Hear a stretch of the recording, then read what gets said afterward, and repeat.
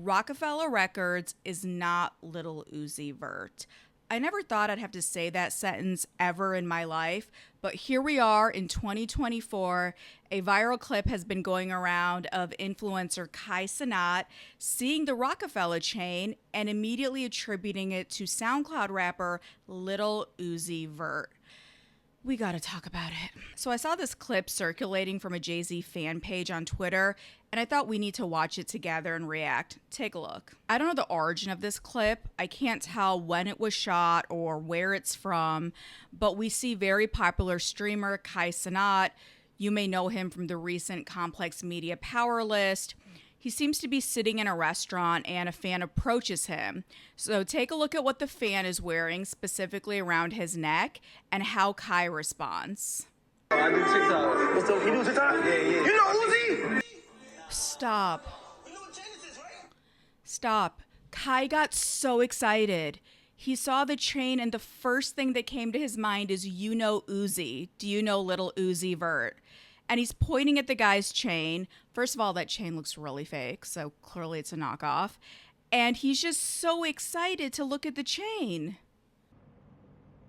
Yeah. Uzi fella. You know Uzi? Nah, I don't know Uzi though. Oh. Uzi be having that chain on. Can we ask you 2 questions? Yeah. About actually OB. Chat, what type of... Yo, what's good, my Yo. Wow.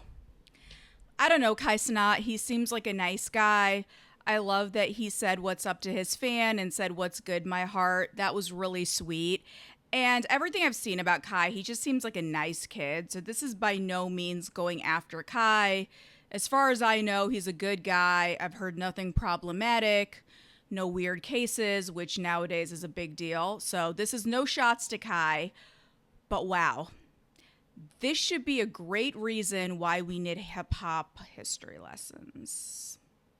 If you follow me, you know I'm a Roc-A-Fella head.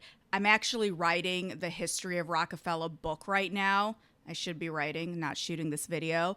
So of course I'm in the rock trenches all the time, but I just can't understand a hip-hop fan seeing this iconic chain and thinking that the straight line of logic would go to Uzi Vert. Of course, Uzi Vert does have a Roc-A-Fella chain. Uzi Vert is signed to Roc Nation, which is Jay-Z's company that he founded after Roc-A-Fella dissolved in 2004. So I understand for a younger fan, like their favorite artist is wearing a rock chain, but they don't understand the origins of it. I did a deep dive history for Time magazine about the history of the Roc-A-Fella chain. I'll link it in the description below. I interviewed Dame Dash, Biggs, Freeway, Ben Baller, a bunch of people who were there from the inception and throughout Roc-A-Fella, and they gave some great anecdotes and personal stories about the chain itself, how people got a chain.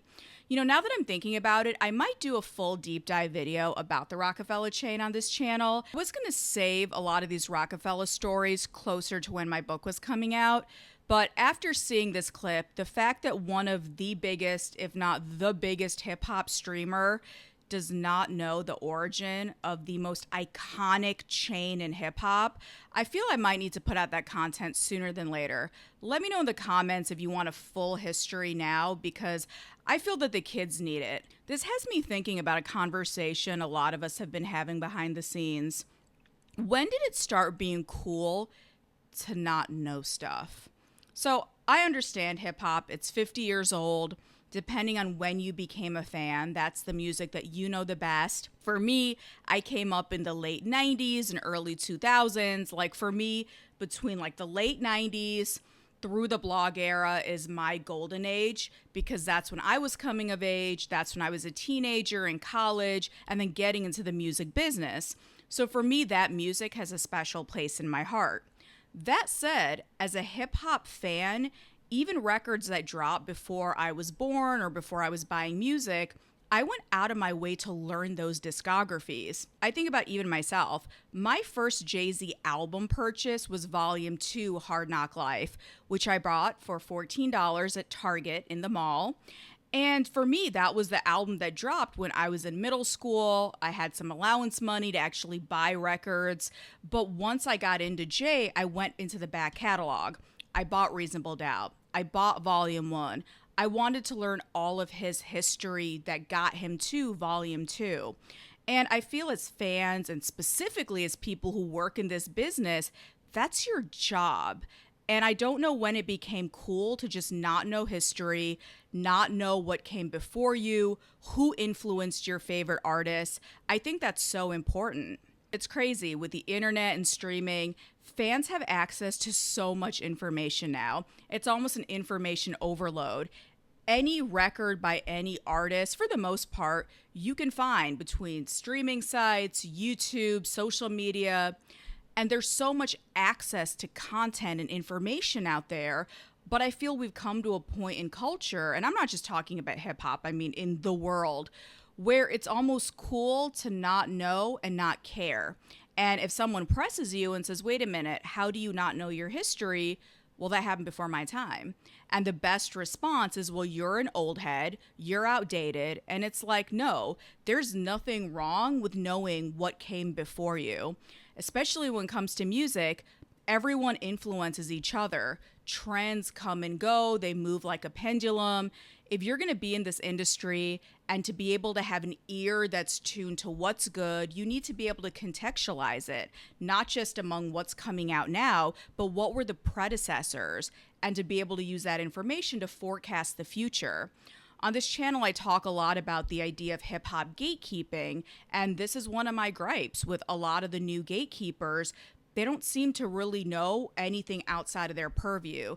They have their favorites that they stand hard for, but they don't know or care to know anything outside of that. If you're going to work in this industry, it is your job to know these things. And you should want to know these things. If you love hip-hop, wouldn't you want to know everything about it? It should be this exciting venture to want to know everything about your favorite artists, who they sampled, going into those crates. I love the music I grew up with because it opened my eyes to 70s soul, 80s records, especially New Jack Swing, things that, again, predated my time coming up. And I think it's so important to just have that curiosity and that thirst for knowledge. So I want to know your thoughts. What do you think about Cenat likening the Roc-A-Fella chain, the iconic Roc-A-Fella chain, to Lil Uzi Vert? Is that a reflection of where we are in hip hop? Is that a testament to Uzi and how powerful and famous and successful he is? Or are we just in a bad place? I don't know. Let me know your thoughts and make sure you throw up the diamonds in the comments. The diamond for Jay-Z and Roc-A-Fella, not Uzi Vert.